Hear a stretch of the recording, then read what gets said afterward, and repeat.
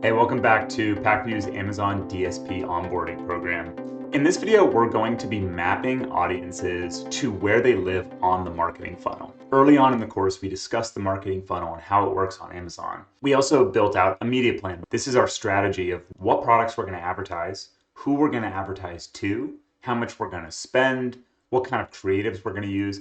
So we have all these different elements. And before we actually start creating audiences, building creatives, and launching orders and lines, let's map where the audiences live on the marketing funnel. So we've got our marketing funnel, right? On the right side, we have our DSP ads, we have our display ads. On the left, we have our search ads. And what I really like about this view is that it shows the different targeting options for search and DSP. So for search advertisers, you see on the left-hand side, we have branded sponsored product, sponsored display. We have our purchase experience, conversion, even some purchase intent. And then on the right, we have retargeting for the DSP side of things. If you remember in the media plan, I broke up our budget by remarketing and prospecting. And let's just make a really quick breakdown of where the remarketing and prospecting line really is. I've got my remarketing down below and my prospecting up high. All right, so really simple definition of prospecting. These are new customers. These are people that are not currently engaging with my brand or my products. And then remarketing, these are people who are familiar with my products or my brand. A remarketing audience is probably going to have much stronger sales numbers, like higher ROAS, higher purchase rates, all the conversion related KPIs. And then prospecting, the sales results are not going to be the main factor or the main KPIs that you're looking at. You're really going to be thinking about other things like detail page view rates, impressions, reach, click-throughs. So now what I want to do is just work my way up and show you exactly what this looks like. All right, so at the bottom of the funnel, or somewhere around here in purchase experience, we have people who have viewed the product. So we want to remarket to these people and try to get them to convert to our products. A really cool way to think about this, or a simple way to think of it, is you take any given product and you look at the conversion rate. How many people who view my product purchase it? A pretty decent conversion rate is 20%, 25%, let's say. That means 1 in 5 customers who see my product purchase it. The other 4 of 5, what happened to them? Did they get distracted by another product? Did they just forget to check out? Were they not interested? What caused them to walk away? DSP allows you to re-engage those people that you already paid to get to your product with cost per click and all the work that you've put into your listing. Why not try to re-engage them and see if you can try to increase that conversion rate? See if you can try to get more of those 5 people to convert instead of just the 1, right? So product viewers, obviously just something that is virtually every single brand should be targeting people who viewed and did not purchase. Even beneath that on the funnel is past purchasers. And it's not a great example for the Bose example, but I'm going to include it because it's relevant to just like overall strategy in DSP. And it's something that I want to cover because who knows what your setup is? Who knows what kind of product you're selling? This is something that you buy every once in a while. It's not a repeat purchase. So past purchasers, these are people we want to try to come back and convert on my products again. And then we have branded cross-sell. So this is kind of similar to past purchasers, but this is more at the brand level. This is like if somebody bought my speaker system, maybe they want to try out my headphones. They're already familiar with my brand and hopefully they trust my brand.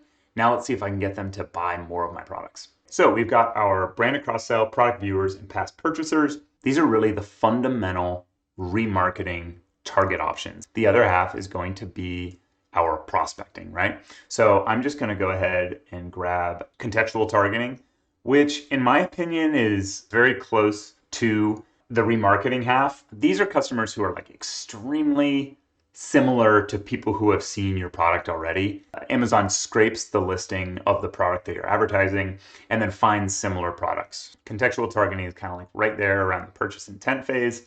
And then right above that, we have Conquesting. Conquesting, obviously, this is when we're trying to capture sales from our competitors. Maybe they did the heavy lifting with search or DSP and they got customers into the category. And your job is to get your product in front of those customers that are looking at your competitors. And then next up, we've got in market. These are customers who are in the consideration phase. They're shopping in the category, but they're not necessarily shopping for your product yet. It's similar to Conquesting, but it's a broader view. So Conquesting is, here are the exact competitors that I want to try to capture sales from.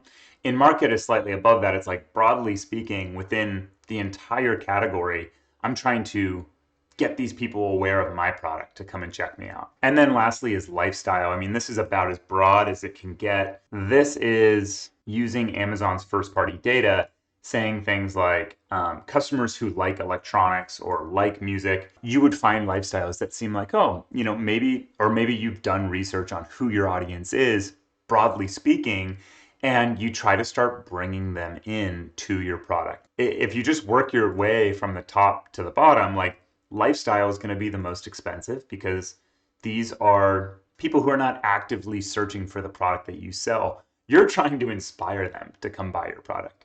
In market, slightly lower on the funnel because they're already looking for a product like yours. They just don't know about yours.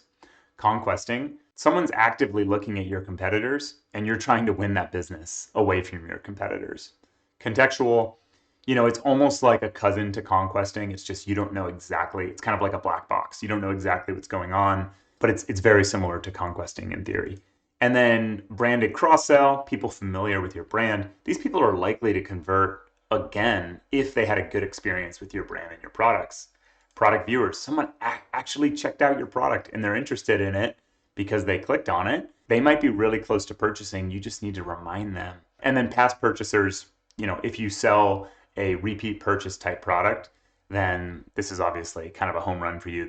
You want to advertise to these people. The purpose of this exercise was to map the audiences that we're going to go build on the funnel so we have a general idea of what's our strategy, what are we doing? I've got $18,000 going to remarketing for this product and $72,000 going to my prospecting campaigns. So it kind of gives me an idea of what I need to go build specifically and making sure that I'm hitting each level of the funnel based on my goals. Last message on the marketing funnel. On the search side of things, customers are actively searching on Amazon for a product like yours and they're ready to buy. But the number of those shoppers is limited. Depending on how many people in the world or in the United States are looking for a product like yours, that is really going to determine how much volume in sales, in impressions, clicks, and sales that you're going to get from search advertising. Once you've kind of tapped out on search advertising and you feel like you're maximizing your reach with search and you're getting as many of the different search queries and you've done as much as you can to win there, well then what's that next thing that you can do to start driving sales and bringing more customers than what's available from search? And that's where DSP comes in, right? So that's where this prospecting bucket is really important in the marketing funnel, because this is taking people who were not going to actively search for your product. But prospecting is what's going to get them to come and take a look at your product. And you're kind of finding a way out of search and away from search. And in a way with prospecting, you're almost speeding up the timeline. Based on who you think your target audience is, you can assume that a certain type of person is going to buy your product. I hope that makes sense. In general, just good to know where these different audiences live on the marketing funnel as we move forward and start building out our campaigns. So I will see you in the next video. See ya.